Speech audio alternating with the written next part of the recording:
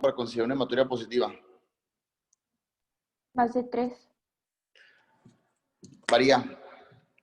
Tomen en Menos de cuenta 5. ustedes más o menos menor de 3 como negativo, ¿sí? 3 y 5 aceptable y arriba de 5 positivo. Digo, a veces está muy arbitrario esto, pero más o menos para que se den una cuenta. Una idea, perdón. Lo que sí es una realidad es que el paciente que va a tener hematuria no va a llegar con 5 eritrocitos o con 6.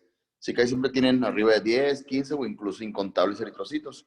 Entonces no precisamente quiere decir que va a llegar con 6 y decir, no, o con 5 decir, no, no tiene hematuria. Digo, la mayoría de los pacientes van a llegar así. Ahora, hay una hematuria renal y una hematuria no renal, así es como se realiza la clasificación, ¿sí? ¿Cuáles son las causas de hematuria no renal?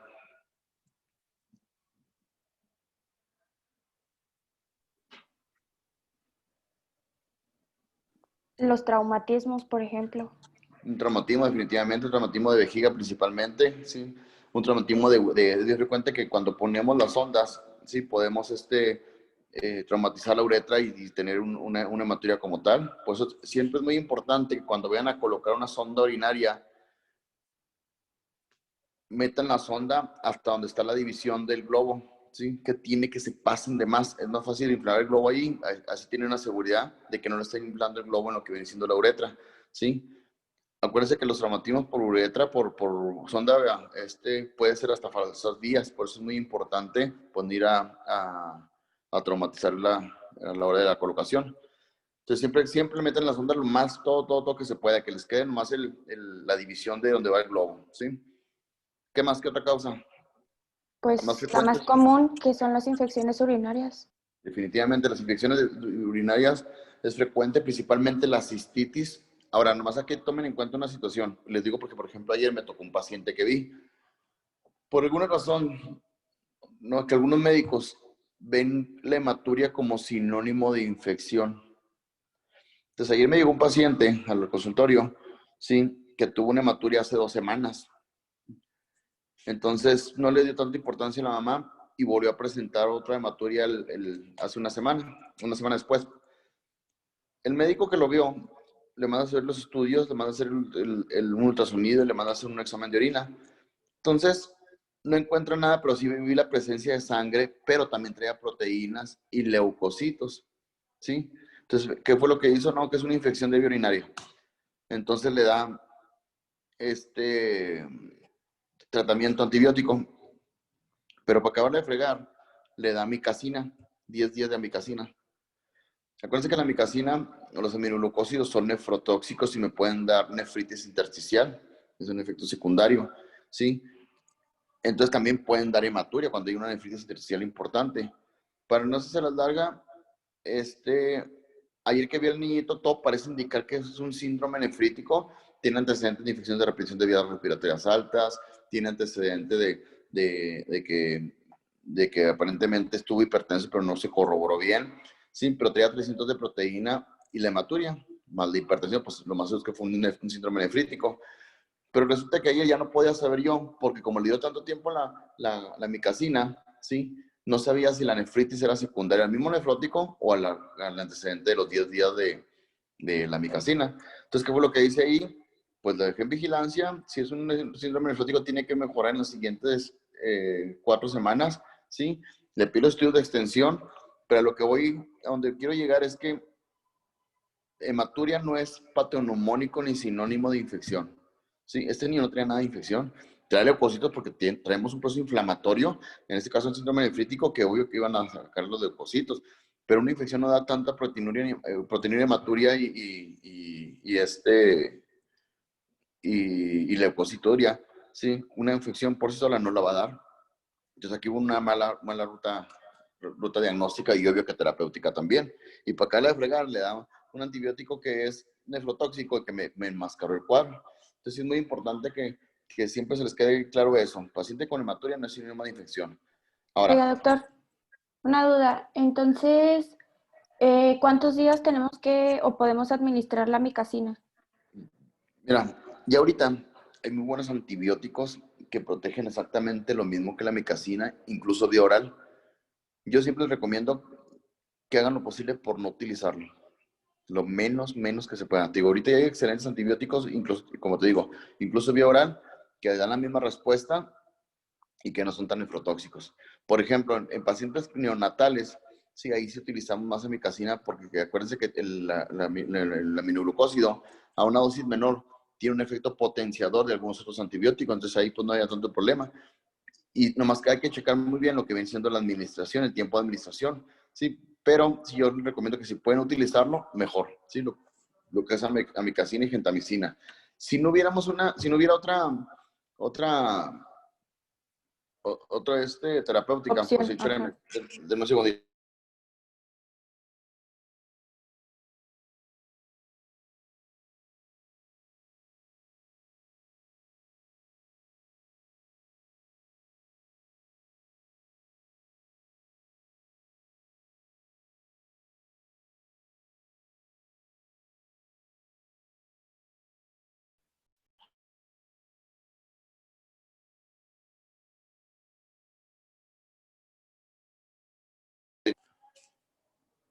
Ya regresamos. ¿Qué les comenté lo último? Que en caso de que no hubiera otra alternativa y tuviéramos que utilizar la micacina, entonces, ¿cuántos días deberíamos y cuáles son las indicaciones para administrarla? ¿Me escuchan? Sí, doctor. Sí, Sí, ¿Me escuchan? sí, doctor. ¿No nos sí, escucha? sí. Hola, doctor. Ok, ya.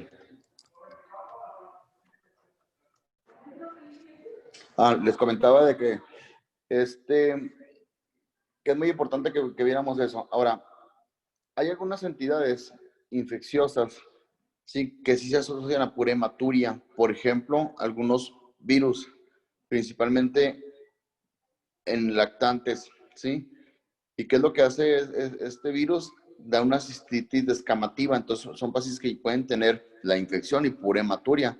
Principalmente un virus Coxsackie es el que más se ha asociado a hematuria, principalmente en niños pequeños, ¿sí? Entonces puede ser causa de la hematuria como tal. Entonces, definitivamente tenemos causas infecciosas, ¿sí? ¿Qué más? ¿Qué otra cosa me puede dar hematuria no renal? Un tumor. La hiperplasia prostática. ¿Cuál? Hiperplasia prostática. Ok. Antes de la hiperplasia, vamos a ver lo que comentaban de los tumores.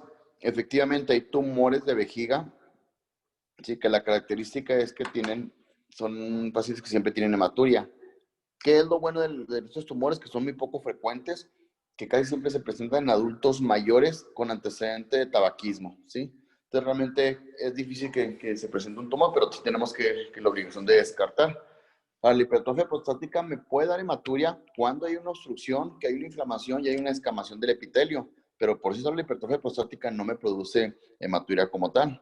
Te digo, a menos de que haya una obstrucción, eso esté condicionando la inflamación tan importante, ¿sí? ¿Qué más? ¿Qué otra causa? Piénsenle. Litiasis o fármacos. Definitivamente, la litiasis es de las causas más frecuentes de hematuria no renal. Y casi siempre son pacientes, sí, que tienen el hito por la uretra, va generando proceso inflamatorio, va generando hematuria, sí, y eso produce pues lo que viene siendo la aparición de sangre. Acuérdense una cosa, el paciente con hematuria no renal, que ahí siempre la manifiesta como agua de sandía. Si hagan siempre es hincapié, su pipiedra roja como agua de sandía, así. Y la característica que puede tener coágulos. Ya les había comentado, cuando es de origen renal, regularmente no trae coágulos y casi siempre el paciente menciona que la que orinó, color marrón o Coca-Cola. Hagan esa referencia para que se dé una idea al paciente. Ayer la mamá del niño que vi ayer, así le comenté, o sea, ¿cómo hizo su niñito? Pues así como sangre, pero como color marrón y color Coca-Cola. Ándele así, como color Coca-Cola. Entonces eso me orientó más definitivamente a que traíamos un proceso meramente renal.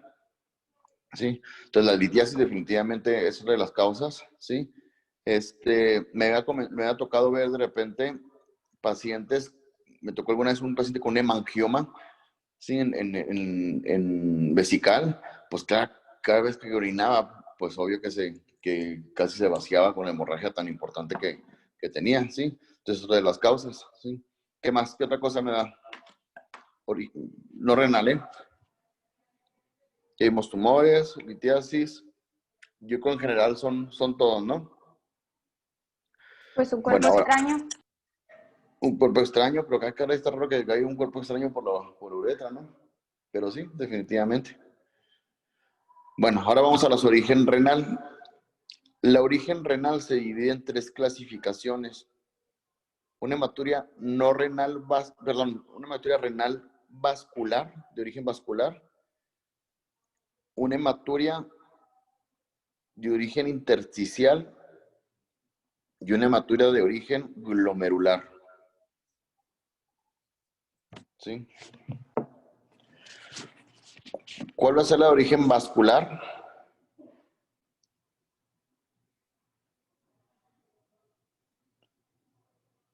La origen vascular, ¿sí?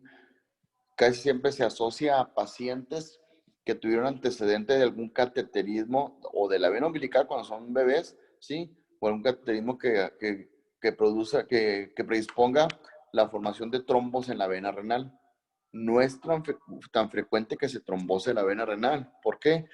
Porque como es una vena que maneja demasiado flujo, es muy difícil que haya un trombo como tal. Sin embargo, se puede presentar, ¿sí?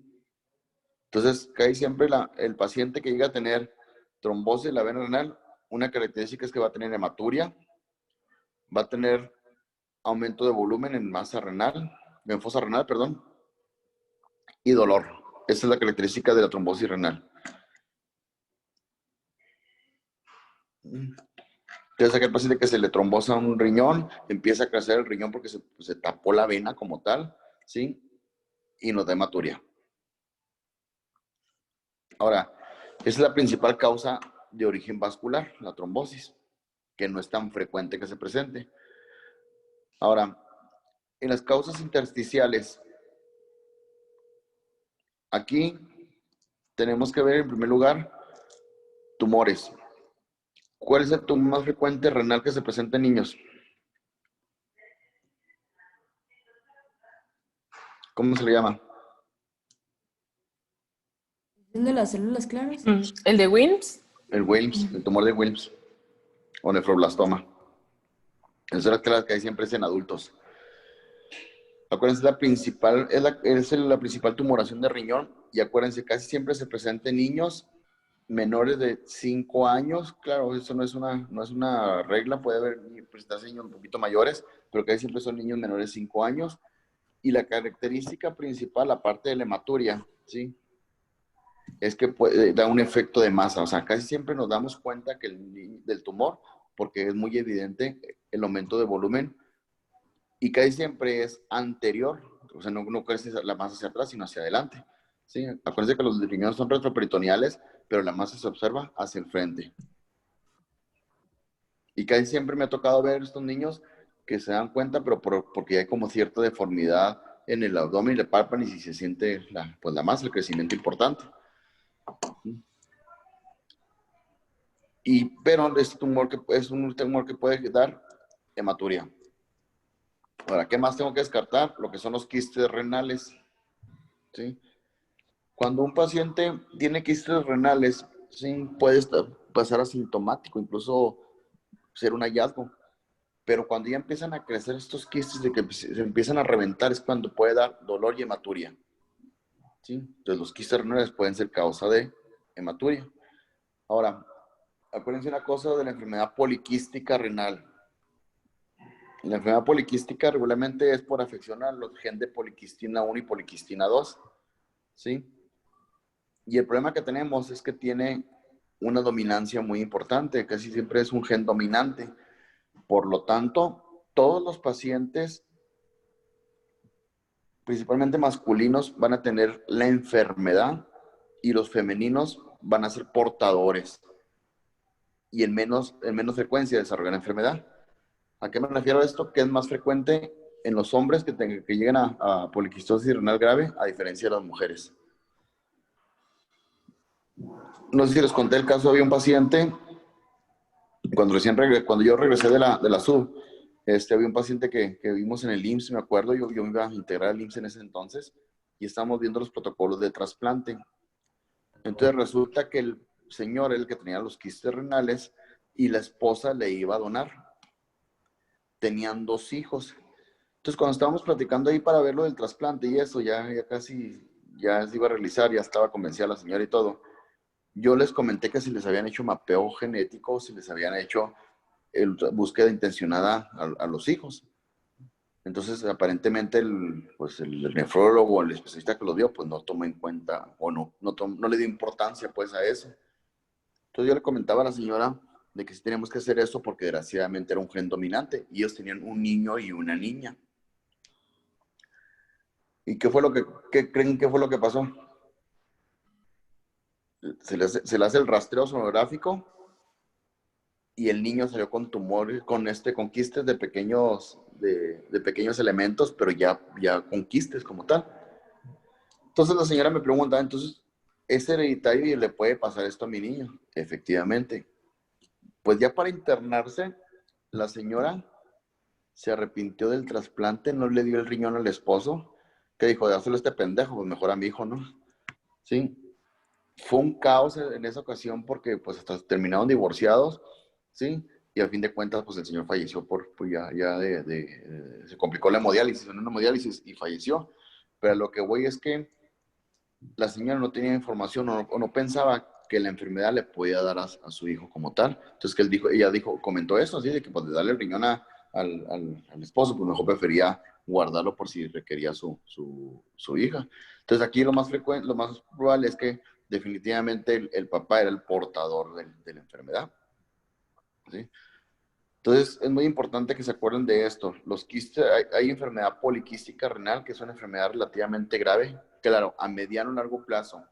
Paciente con quistes renales es raro que desde pequeños hagan insuficiencia renal, sino conforme van creciendo los quistes se va destruyendo el parénquima y son niños que requieren de apoyo dialítico a mediano o largo plazo. ¿Sí? Entonces siempre hay que tomar en cuenta eso. Y no se les olvide, paciente con poliquistosis renales, sí, hay que hacer búsqueda intencionada con los familiares directos. ¿Sí? Y casi siempre estos pacientes ya más o menos saben, porque ya tienen el antecedente de que el papá, el tío, abuelito o algo, estuvieron ya con diálisis peritoneal, ¿sí? O incluso ya trasplantados. Entonces casi siempre los pacientes tienen este antecedente muy fuerte, de un antecedente familiar. Ahora, no se les olvide que hay enfermedad multiquística. ¿Qué es esto? Que por alguna razón puede ser genética, puede ser estructural. Yo puedo tener nada más afectado un riñón con quistes, sino que precisamente quiere decir que sea la enfermedad poliquística renal. ¿Sí? Entonces, la poliquística renal casi siempre me afecta a los 2 riñones. La multiquística o quiste único puede afectar nomás un riñón y puede ser otra cosa, no precisamente genética. ¿Sí? Entonces, acuérdense que son 2 enfermedades diferentes. Por ejemplo, tengo pacientes que tienen solo 1, 2, 3 quistes en un riñón y hacen su vida como si nada. Y resulta que en el protocolo de estudio, lo más seguro es que ahí a lo mejor hubo una infección, fue una cicatriz renal que degradó lo que viene siendo el parénquima, ¿sí? Pero no quiere decir que vaya a estar avanzando a diferencia de la enfermedad poliquística, ¿sí? Bueno, ¿qué más? ¿Qué otra cosa intersticial me puede dar en hematuria? Medicamentos, comentaron ahorita, ¿sí? Los medicamentos definitivamente pueden dar nefritis intersticial y tener hematuria posterior a la aplicación. Y aquí estamos hablando de aminoglucósidos, principalmente, aciclovir. La aciclovir hace cristales de la aciclovir, tapan los túbulos y tienen hematuria. ¿Sí? ¿Qué más?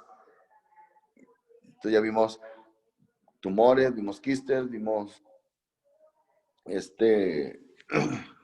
medicamentos. Otra de las principales causas definitivamente aquí es la hipercalciuria. ¿Sí? La hipercalciuria, acuérdense que puede ser por dos situaciones. Número 1, o porque tengo de más de calcio en la orina, estoy tirando más de lo esperado, o porque no tengo teflones. siempre debe haber un equilibrio entre la cantidad de calcio y la cantidad de teflones, pues llamémosle de esa manera. Teflones, así le comento, porque son sustancias involucradas o que sirven para evitar que el calcio se pegue calcio con calcio y calcio con tejidos. Y el principal teflón, como les explico a los papás, ¿sí? Viene siendo el citrato. Entonces son pacientes que llegan a tener hipocitraturia. Otro de los teflones es el magnesio. Entonces también si hay hipomagnesuria, predispone la formación de cálculos. ¿Qué más que otra cosa me da la hipercalciuria? Regularmente yo tengo 5 moléculas que me reabsorben el calcio en el proximal, pero resulta, ¿sí? Que yo estoy filtrando 8, pues obvio hay 3 que se pierden y que no deben de estar ahí. Por ejemplo, a mí me sucedió alguna vez, alguien cuando estaba en el gimnasio y alguien me comentó, para que te funcione mejor la proteína del gimnasio, tómate doble porción y prepárala con leche. Pero nunca me puse a pensar que las proteínas del gimnasio se hacen a base de suero de leche. Entonces imagínense la cantidad de calcio que estaba ingiriendo con doble porción, más aparte preparado con leche. Entonces una vez que íbamos al paso, iba con mi familia y me dio cólico renal. Entonces pues ya, efectivamente, eché arenillas en ese entonces. ¿Y qué fue lo que pasó? Que yo estaba aumentando, ¿sí? El consumo de calcio y esto estaba predisponiendo que hubiera una mayor excreción y por lo tanto quité ese equilibrio entre la cantidad de teflones y la cantidad de calcio. Entonces, obvio que hice cálculos, ¿sí? Entonces, acuérdense, todo el mundo vamos a tirar calcio por la orina, todos, pero para eso tenemos estos teflones que nos van a evitar que se junten, ¿verdad? Dejé de tomarme la proteína y hasta la fecha no he vuelto a presentar problema de este tipo. ¿Qué pasa con el paciente con hipercalciuria? Entonces, quedamos que es un paciente que puede tener su consumo de calcio normal, pero puede tener menos receptores que reabsorben el calcio en el proximal, por lo tanto tira más. Entonces, también se rompe este equilibrio y es la formación de arenillas. Ahora, hipercalciuria no es sinónimo de ni nefrocalcinosis ni cálculos renales. Sin embargo, acuérdense que sí los predisponen. Entonces, son pacientes que tienen el calcio elevado en orina, ¿sí? Y una de las características o de los diagnósticos diferenciales que tengo que hacer en el paciente con hematuria, porque pueden estar asintomáticos y nomás sacan orino sangre de repente, ¿sí? Aquí tengo que hacer una cuantificación de electrolitos en sangre, calcio, fósforo, todo, y tengo que hacer la cuantificación de calcio en orina de 24 horas. Lo normal es que se mantenga por debajo de 5 miligramos por kilogramo, ¿sí? Ideal por debajo de 2. Entonces yo cuantifico el calcio, ¿sí? En la orina 24 horas, lo divido entre el peso y quedamos que tiene que ser por debajo de 5, ideal por debajo de 2. Entonces, aquí todo lo que esté involucrado el calcio, ¿a qué me refiero? Hipercalciuria, cálculos renales, se pueden ver también en la intersticial, ¿sí? ¿Qué más? ¿Qué otra causa? Nefritis intersticial ya vimos, hipercalciuria, quistes, tumores.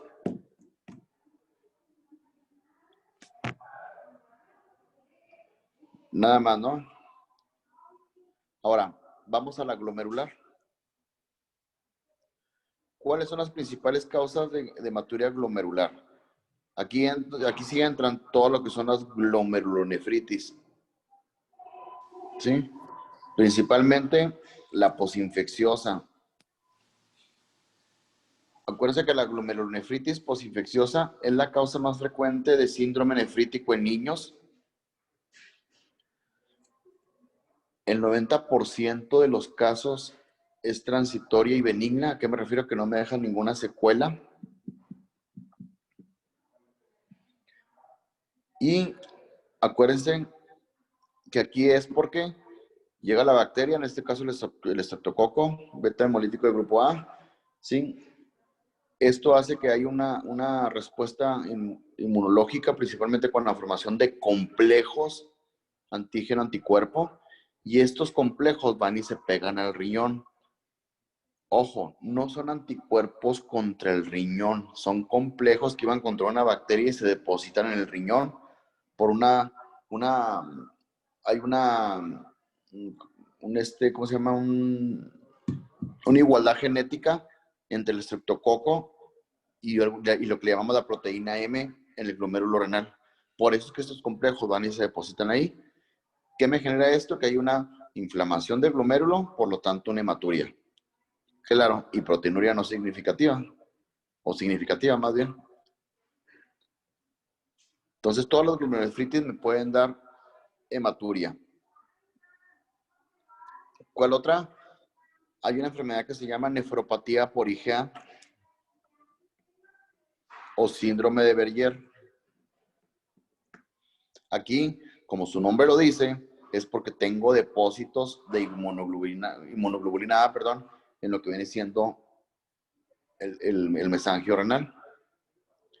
Y yo hago el diagnóstico. ¿Por qué? Porque es aquel paciente que de repente se enferma de la garganta y tiene hematuria. Se enferma y orina sangre. Y si yo cuantifico IgA, que ahí siempre la voy a encontrar muy elevada.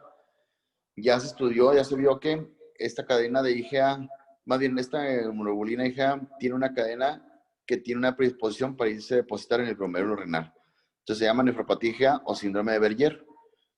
No hay tratamiento para esto, es raro que vaya a evolucionar a nefritis grave o insuficiencia renal, pero sí hay que estarlo vigilando. Ahora, ¿cuál es el diagnóstico diferencial o cómo hago el diagnóstico diferencial con la posinfecciosa? Que en la posinfecciosa yo tuve el cuadro infeccioso de 2 a 6 semanas antes de la hematuria. Y en la IgA tengo el cuadro infeccioso y orino sangre.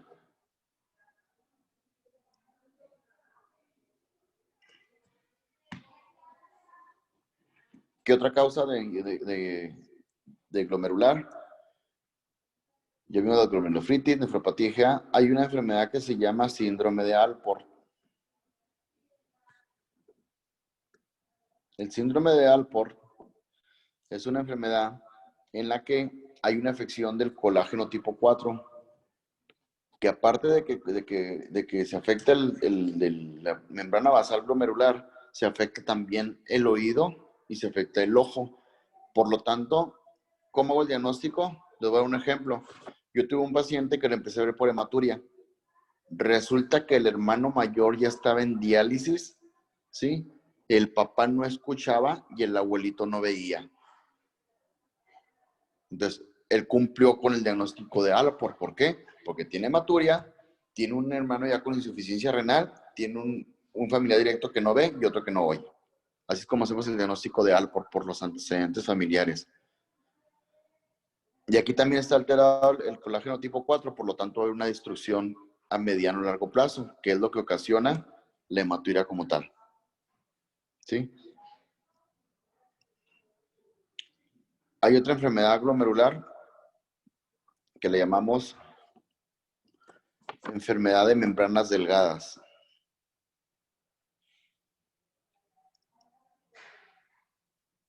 La enfermedad de membranas delgadas, sí, también se le ha llamado hematuria familiar benigna. Y aquí lo único que pasa es que son pacientes que tienen más adelgazada la membrana basal en algunos segmentos. Por lo tanto, después de que hacen alguna actividad física importante o algo así, pueden tener hematuria. Por ejemplo, tengo un paciente, ¿sí?, que todos los lunes o el domingo en la noche tiene hematuria, porque como está en un torneo de fútbol y juega 2 o 3 juegos al día, ¿sí? Y ya la mamá ya sabe que el día que jugó, lo más seguro es que va a tener pico en sangre durante la noche o el siguiente día. Ya le hicimos todo el protocolo y todo parece indicar que tiene una enfermedad de membranas delgadas. La mayoría de estos pacientes tienen antecedentes de un familiar directo, o sea, o papá o mamá que también tienen la hematuria, por eso se llama hematuria familiar benigna. Pero en este caso no lo pude corroborar porque el paciente es de adopción, entonces no tengo antecedentes de los papás. Pero por el comportamiento que estoy teniendo y como le descarté todo lo demás, entonces todo parece indicar que es una hematuria familiar benigna. Ya tiene mucho tiempo conmigo en vigilancia, ahorita tiene 12 años, yo lo vi a los 4 años, y la verdad es que no avanzó el problema y ni ha hecho insuficiencia renal ni nada, y le ha ido dentro de lo que cabe, pues bien, ¿sí? Entonces, digamos que es enfermedad de membranas delgadas o hematuria familiar benigna. Entonces, siempre al paciente que van a estudiar hematuria, tienen que pedirle examen de orina de papá o mamá. Tuve una paciente así, igual, con el mismo problema, y yo le interrogaba y no, que no, que no. Resulta que cuando le mando a hacer a la mamá, también trae hematuria, y ella se estaba acordando. Ahora que me acuerdo, a mi mamá también le dijeron que tiraba sangre por la orina. Entonces aquí, abuelita, mamá y niña tenían la hematuria. Entonces ahí el diagnóstico ya está comprobado, hematuria familiar benigna. Ojo, acuérdense, la hematuria por sí sola puede no darme ningún problema, ¿sí? Pero ya hematuria más proteinuria es indicación de biopsia. Claro, si es un nefrítico que sé que en 8 semanas se va a quitar, pues no le hago la biopsia. Pero si estoy viendo que ya tiene más de 8 semanas y que sigue con la proteinuria, que sigue con la hematuria, ¿sí? Entonces sí tengo la indicación de hacer una biopsia renal. Acuérdense que los pacientes con glomerulopatías pueden evolucionar en insuficiencia renal a mediano o largo plazo si no damos un tratamiento adecuado.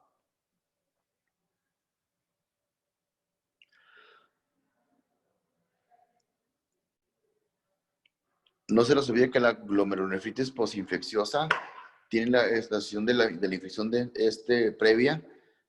Y acuérdense que como hay un aumento en la inmunidad aquí, que es la que se deposita en el riñón, voy a tener consumo de complementos casi siempre. Por lo tanto, si yo determino C3 y C4 van a estar bajos y eso me hace el diagnóstico de la posinfecciosa.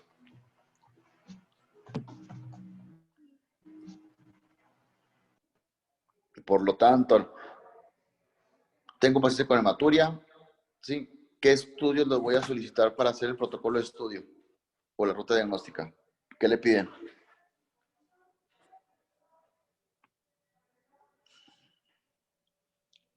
¿Qué estudio les gusta?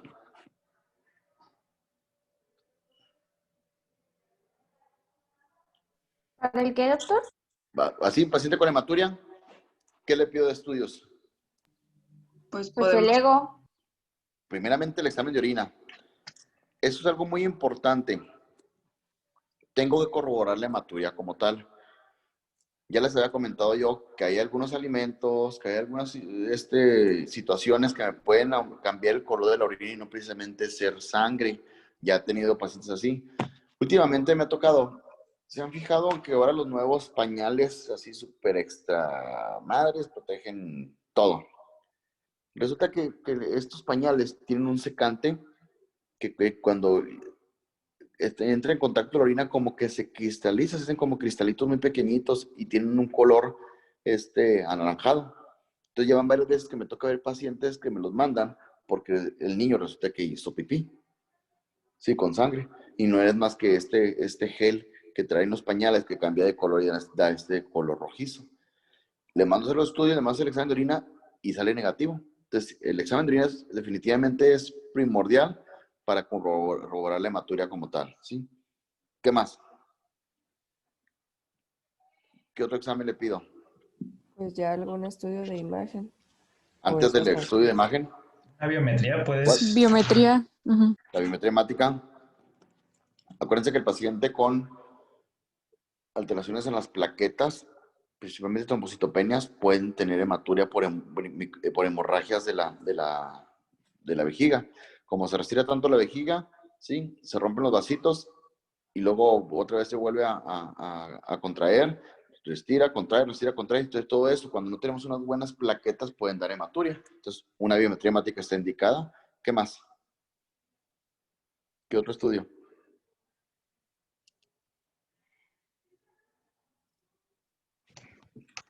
Puede ser también buscar la proteinuria de 24 horas o en caso de ¿La, que la cual? proteinuria, o sea, cuantificar proteína. Pero O fíjate que a veces, más que cuantificarla, acuérdate que aquí el puro examen de orina me va a ayudar para ver si traigo proteínas o no. Sí, acuérdense que les comenté que las cuantitativas me ayudan más que nada para corroborar o más bien valorar respuesta a algún tratamiento. En este caso, si yo tengo una hematuria y tengo proteínas en el examen de orina, pues lo detecto en el puro examen sencillo, ¿sí? Pero ¿qué otro estudio nos está faltando? La El química examen. sanguínea. Definitivamente, acuérdense que tenemos que ver la función renal del momento. ¿Por qué? Porque el síndrome nefrótico se puede comportar como una rápidamente progresiva, ¿sí? Y el problema es que si no detectamos la función renal, si no la cuantificamos la función renal en ese momento, no nos damos cuenta, y acuérdense que la glomerulofritis rápidamente progresiva, ¿sí? Es irreversible los daños que puedan dar. Acuérdense que hay rompimiento del epitelio, hay presencia de medialunas. Estas medialunas son fibrocelulares o fibrosas, dependiendo. Y cuando ya pasan de las celulares a fibrosas, pues ya me hablan de cicatriz. Entonces son irreversibles. Entonces una química sanguínea, examen de orina. Ahora sí, ¿qué más? ¿Qué otro estudio le pedirían? Vean las causas y vean lo que pedirían que tienen que descartar. Pues sí, es algo. ¿Cómo? Si sospechas algo autoinmune, puedes buscar anticuerpos, ¿no? Definitivamente hay que pedirle C3, complemento, C4 y las inmunoglobulinas.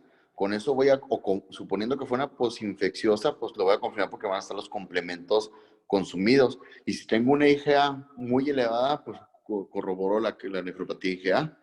Aparte que acuérdense que, por ejemplo, enfermedades glomerulares como el lupus, ¿sí? Inmunológicas, perdón, como el lupus, pueden tener bajo lo que viene siendo el IgG, ¿sí? Entonces, tengo que pedir inmunoglobulinas definitivamente. ¿Qué otra cosa? ¿Qué se asocia al estreptococo? ¿O cómo detecto el estreptococo?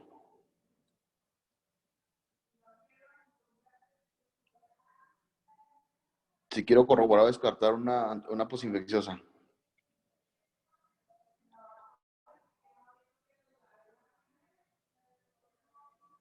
Si es el Los anticuerpos estreptococo, antiestreptolicina. efectivamente, las antistreptolicinas.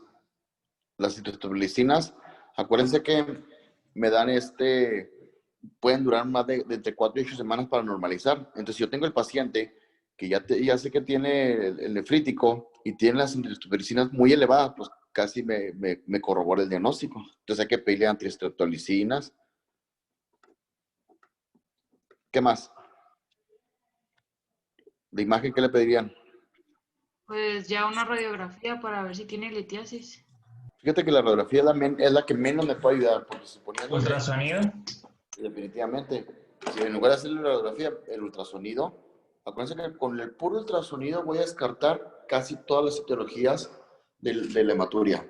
Por ejemplo, me descarta la trombosis renal, me descarta tumores, me descarta los quistes, me descarta las formaciones arteriovenosas en vejiga, como el hemangioma que les comenté, ¿sí?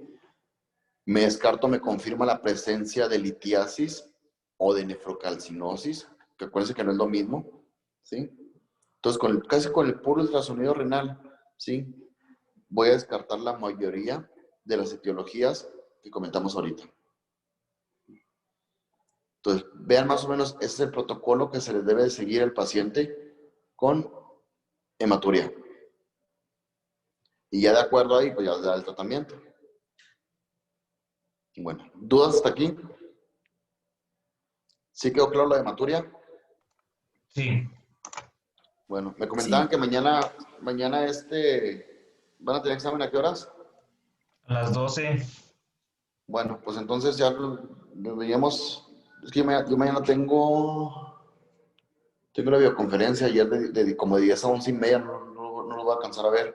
Entonces, ya nos veríamos entonces la próxima semana para continuar con la hipertensión arterial y empezamos con síndrome nefrótico, ¿sale? Sale, doc. Bueno, sale pues.